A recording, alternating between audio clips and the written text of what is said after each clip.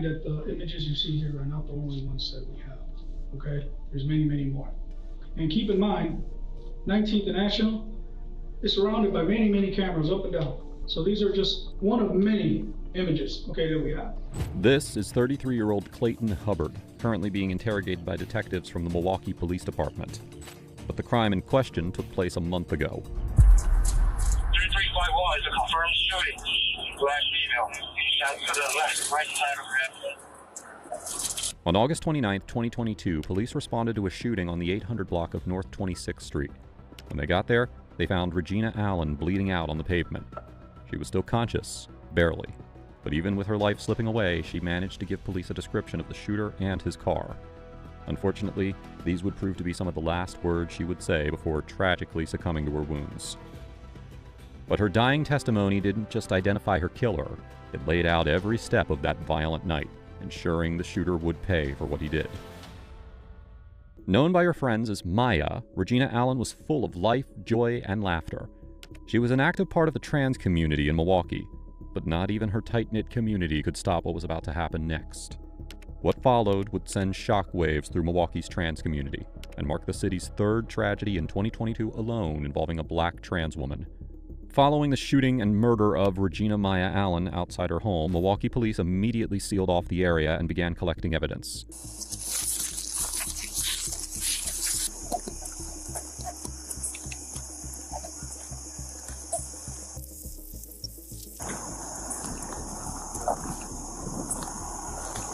Unfortunately, they did not have much to go on. The shooter had fired one shot at Regina and fled the scene. Still, there were a few things that stood out right away, hinting that this was not a random hit-and-run or burglary. One, for starters, nothing of value seemed to be stolen from Regina. Her phone and wallet were on her, and the door to the house was bolted shut. Nothing inside. In there. What's that?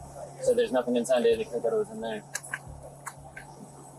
Well, and she said he took off that way in his truck. Passenger side shooter, maybe? 2, more importantly, as mentioned earlier, Regina was able to give them a vivid description of the shooter and his vehicle. But 3, the most shocking part wasn't even about the shooter. It was about who was with him. Regina was in the car with her killer. She knew him. A second witness would soon confirm her story. At his window, looking outside of the window, he saw a black Chevy sedan with the first 3 of the license plate, Adam Boy Tom, I believe. Yeah, Adam Boy Tom. Yeah. He said, she got out of the passenger side. Dude gets out of the driver's side, walks around onto the sidewalk. They had a couple of words. He took the gun out, shot her, got back in the car, and took off.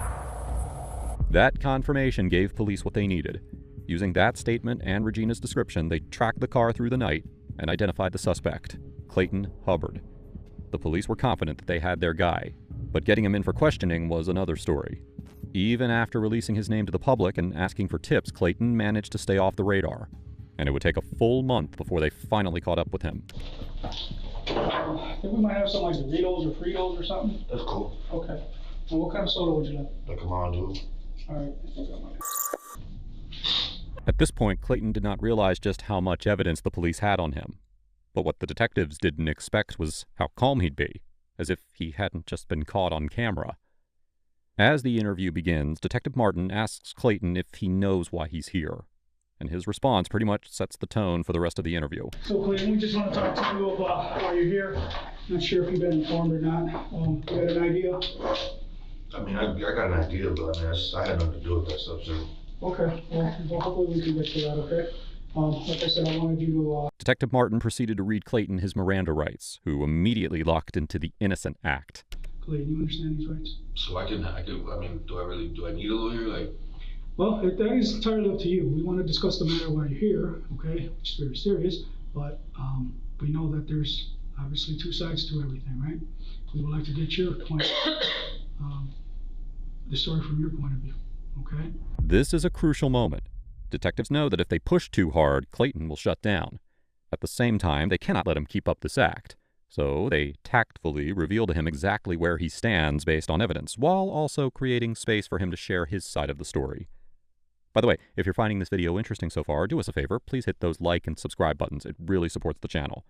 Now, Let's dive back in. Okay, there's surveillance video on this. Okay, now people could interpret that differently. Okay, and that's why I think it's very important to hear your side of things.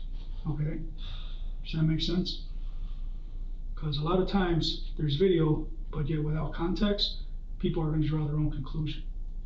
Okay, so just keep that in mind. All right, because the last thing I would like for anybody to perceive you as being dishonest. Okay, there's certain stuff that happens. However, we as investigators or people on the outside looking in, okay, we can only draw conclusions for why we have. Okay, there are certain things that honestly we don't have all the answers to. Okay? And it's very hard to plug in those holes and those gaps and fill in those missing pieces without not knowing the other side of the story. So that's what I would like for you to share with us. Okay. So let me grab some material here.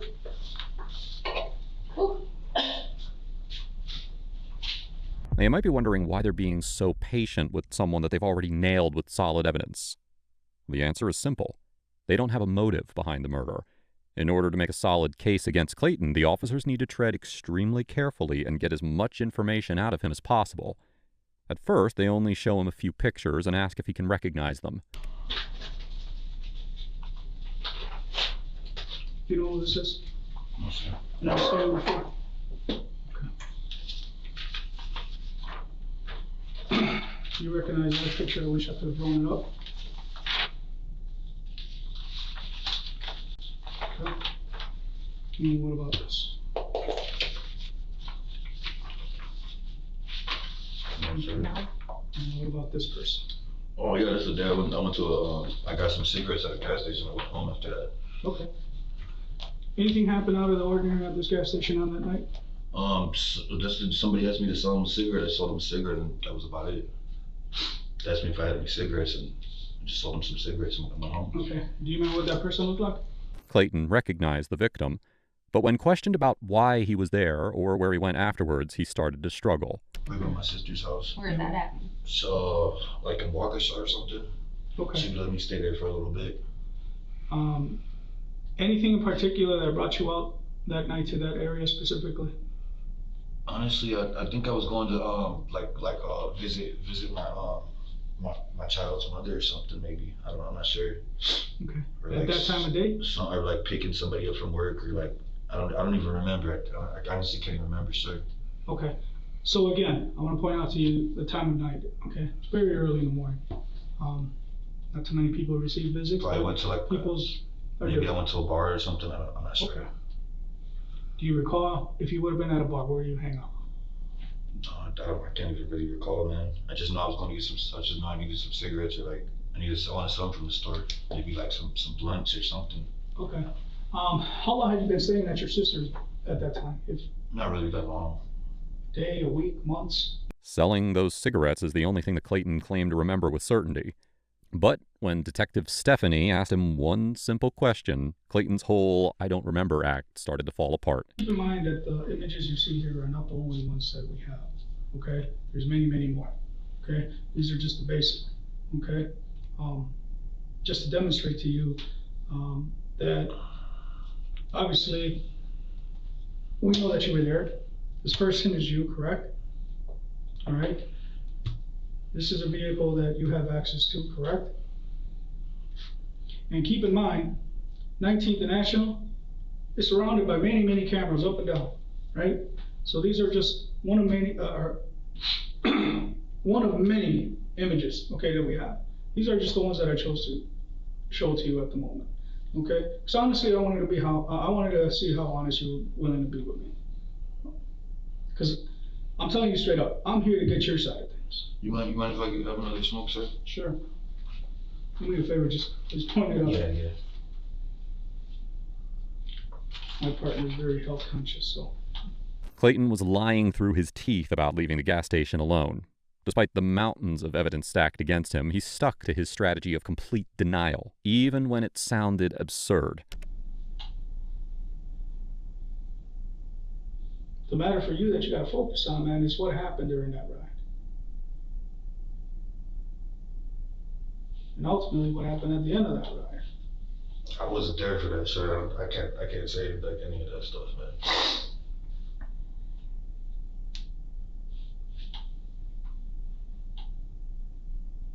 Alright, I'm gonna wait for my partner real quick, but just enjoy your cigarette now. You can't. They know I can give Yeah, I think I. Detective Martin decided to jog his memory one more time by asking him about his interaction with the victim. Like I didn't really look. I just, I was in a hurry. Okay. I don't want to get locked out from where I was staying at. Does that person appear to be a male or female? I didn't really look. Probably female. I didn't really look. Okay. Do you remember any particular clothing? No. Something that stick out about her? Mm-mm. Any special features? No, sir. No? Tall, skinny, chubby, short? I wasn't really paying attention. I was in a hurry, man. Okay. Did this person engage you in conversation? Yeah, they asked me for just if I had a cigarette and if they liked my shoes and if I had a cigarette or something. Like they tried to ask me where I got my shoes and I was like, I don't remember. What kind of shoes were you wearing? I don't even remember what shoes I was wearing. Maybe these ones. I don't know. Okay.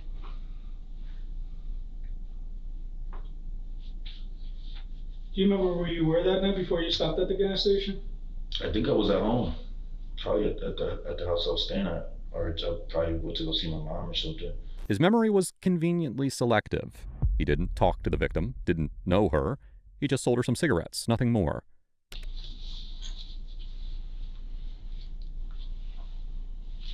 Do you remember seeing someone? I mean, that could have been that person. Okay. I was in. I was trying to leave. Okay. Okay. All right. So you pull around, right? You leave the gas station by yourself, but then you pull around over to the side. What followed was a bombshell. Evidence so damning that it should have ended the game right there. Should have. Clayton, what we're trying to get you to understand is that the events, right, are captured. Okay? Honestly, this is just, I'm hoping that you're willing to be honest with us. I'm being honest. Because why did you pull over to the side here then? I can't even recall if I had to try to like connect my phone to the thing or something. Okay. All right. So the same woman in the orange there is walking across the street at this point from the gas station. Yeah? Okay. So there she is again, got the little tail end of her as she enters your vehicle.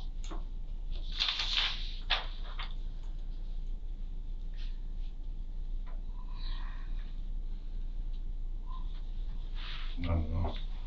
Maybe she just came right there to get the cigarettes or something. I don't know. Okay, well, she noticed my truck and like. what happens on the right? Where do you guys go? I didn't even give her a ride. I probably sold her the cigarettes and then left, sir. So she leaves with you. She didn't leave with me. Is anybody else in the car with you? No, I'm on my way home. Okay.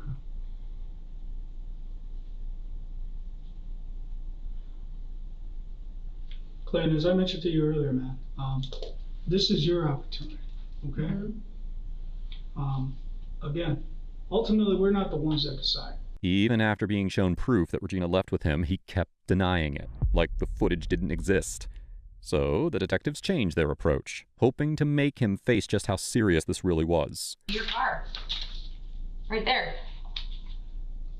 That person right there. Didn't get into my car. I assure you it was that one, okay? Are you aware that the police made contact?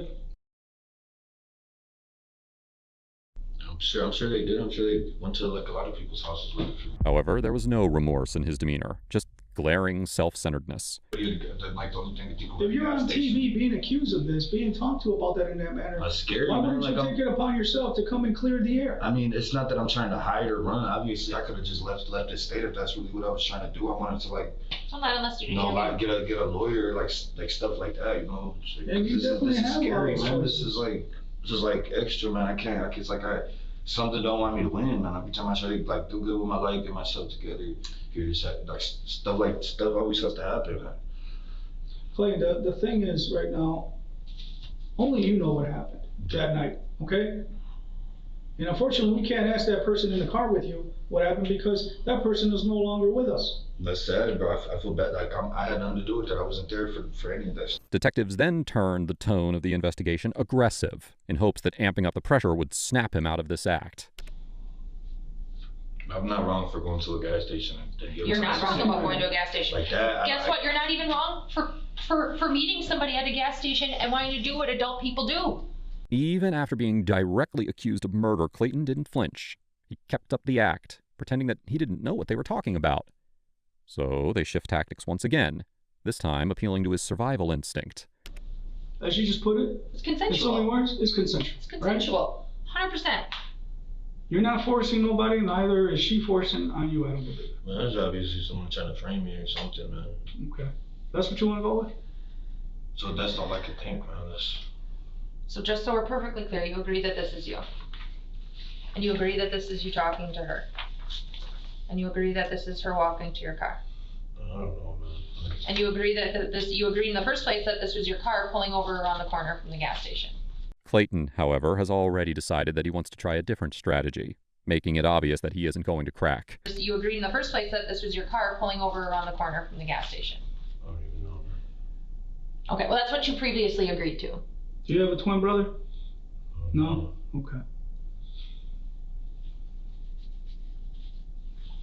Listen, Clayton, we're not gonna go around in circles and waste much time, okay? I think you got some thinking to do. I shouldn't have to, like, for what? Like, I didn't have nothing to do with that. You can keep telling us that, but that's not the truth, okay? We know you were involved. It's just a matter of you actually just explaining to us what happened, because there could be a perfectly reasonable, justifiable reason for what happened. But for you to deny that you weren't there and it didn't happen and she didn't go with you is not the truth.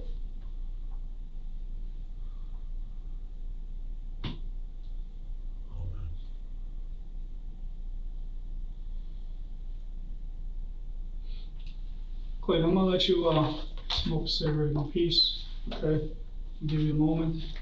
If you choose to continue talking, we can. If not, I can take you back up to your cell and you can get some shut eye for the rest of the night. But just know that I'm willing to listen, okay?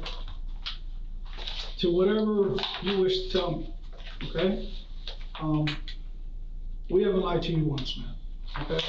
I never bring people in here with that. I don't operate that way. Same time you got a job to do, Okay. As the officers left the room, Clayton might have felt relieved, like he'd bought himself more time. But the lies and contradictions piling up told a very different story. The next morning, Clayton is brought back into the interrogation room in front of a different set of detectives, Curtis Pilchinski and Sean Lesniewski. This time, however, there was no friendly tone, no build-up, just pressure. They dive straight into the evidence, and Clayton responds with extreme caution, aware that every word counts. It looks blue. It's the lighting, man. It's blue, man, to be honest with you. Dude, it's a Tahoe. Yeah. It's like the most common truck ever, you know? Okay. Is it like one that you've driven before? No, I'm sure you drove one How before. about if I show you this one? I think they showed you a picture like that yesterday from the gas station, right? Something like that, yeah. Okay. Is that what you were driving when you were at the gas station? Is it Tahoe?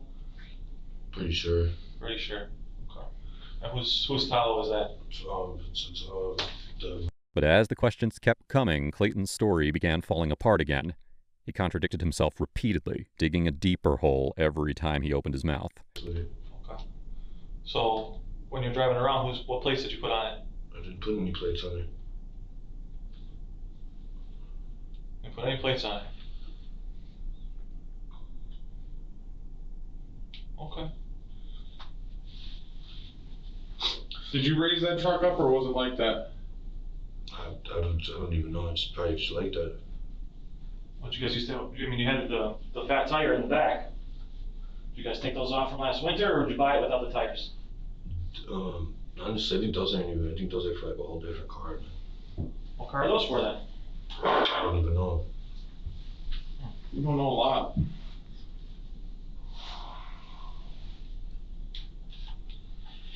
So yesterday they showed you a picture of you at the gas station, right? You said that was you, correct? Okay, and then they showed you a picture similar to this one, where this truck was stopped on the side of the road, correct? I would say, I don't know. Like, Okay. Do you remember that? I remember him showing me something like that. Yeah. Okay. Do you remember showing up at the gas station in this Tahoe? I went to the gas station to buy some blunts or like some cigarettes or something. I went to my home after that, sir.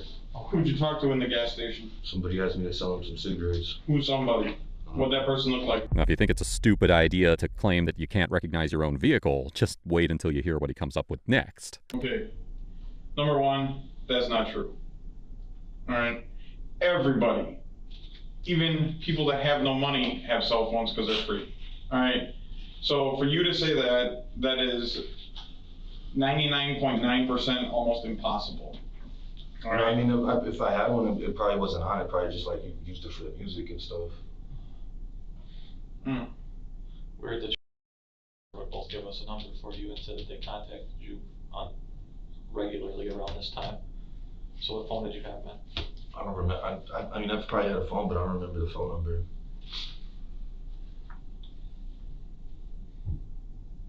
Do you have any type of learning disability? Officers also point out how absurd all of this sounds, signaling to him that they're done putting up with his lies. Do you have amnesia? So there's no reason why you wouldn't be able to recall your phone number, because obviously that's something that you would give out to people, correct? I don't, what's it called? Like I don't remember my phone number, sir. I must have just got the phone or something. So you don't remember if you just got a phone or something? See, you make no sense. I'll be quite honest with you. You're an adult, okay? If you were 2 years old, I could understand that. All right? Do you understand what I'm saying?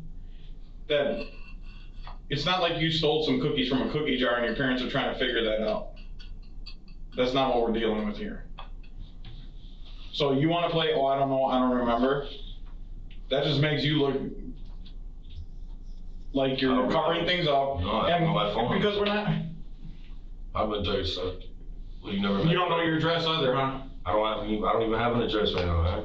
I'm trying to. Don't you think life is going in the wrong way? I mean, that's what I was doing to better. I was trying to better myself, trying to get my life together, get my own house, stuff like that. Man. Oh, if you don't have a phone, then you can't remember the number. How are you going to give a job any type of phone number? How are they going to contact you? You know, because you go through the thing and it tells you it has your phone number in the phone. So that's like that. Okay, well, like I said, you're not 2 years old. You know your phone number. We're not asking you to solve world hunger or anything like that. We're asking pretty simple questions that any adult would know. You know what I mean? So, I mean, it's not like we started doing this last week. And it's unfortunate that you want to act like that I don't know, I don't remember. Because everything is, show me what you have, and then I'll agree or disagree with it. Really. So, well, that's kind of how it went yesterday. Right, because you don't remember being at the gas station until they showed you the picture, right? You don't remember your truck until they showed you the picture, right? Don't remember talking to this person until they showed you the picture. Because honestly, I didn't remember who they was even talking to. You remember anything? Not only did they call him out on his ridiculous line of response, they also pointed out a pattern of how he suddenly, quote-unquote, remembers details only when confronted with hard evidence. You don't remember your truck until they showed you the picture, right? Don't remember talking to this person until they showed you the picture. Because honestly, I didn't remember who they was even talking to. You remember anything? Yeah, I remember going to the gas station, get some cigarettes, and go home. There was cigarettes or some blunts or something like that. So you don't know if you bought cigarettes or blunts? It was most likely some blunts or some shit. I don't know. It's usually what I go for, like, maybe it's even something to drink. Well, this is a pretty memorable day for you. It's not like you would just forget what happened. All right? This isn't like one of your average days that, oh, maybe I ate at McDonald's or I ate at Arby's or something like that. There was some pretty significant events that took place on this date that anybody that would be involved in it would remember, unless they just don't want to. All right? Do you do any drugs? The stony smoke you had with you? Mm-hmm. Do you do any drugs? I'm trying to slow down on that, sir. Okay, do you take any medication? All right, are there any medications you should be taking that you don't take? So you don't have any sort of mental disabilities, you don't take any medication, the only drug that you smoke is weed, you don't do heroin, meth, coke, shrooms, acid, No, nothing sir. like that? No. All right, nothing that would really, do you drink alcohol? Not occasionally, not like that. You ever get so smashed that you don't know what county you're in? No. All right. So there's nothing that you ingest, take, or know about with your mental capacity that would make you not be able to understand or comprehend what was going on this day, correct? I told you, like, I told you that everything, man, and that's all I can, just all I, you know. Okay, well, here, let's start with this. What is this a picture of? You said is there any way I could speak to a lawyer or something? Now, clearly out of options and visibly anxious, Clayton started to shut down. But just as the detectives thought they had him, their worst nightmare played out. Clayton asked for a lawyer. Do you want to speak with a lawyer, or can we continue speaking with you I'd like without a to speak lawyer? with a lawyer, sir. Okay. Is there any possible way I can get another smoke or anything? We can look for one, but right now we gotta take you back upstairs. Since you asked for a lawyer, so we can't talk to you anymore. I mean, I've said the most, I've tried to help the best I can, so I feel whatever, you know, I'm not a bad person, that's it. Didn't say you were, did I? This camera's everywhere, man. Right, I'll check him out. Following a plea deal to avoid trial, Hubbard pleaded guilty to first-degree reckless homicide. He was sentenced to 23 years in prison, followed by 7 years probation by a Milwaukee court 2 years after he fatally shot Regina Maya Allen outside of her residence. Judge Jean Keese was very clear in her rationale regarding the ruling. If you think this case was horrific, you need to check out my video on the evil teen who killed his mom on camera.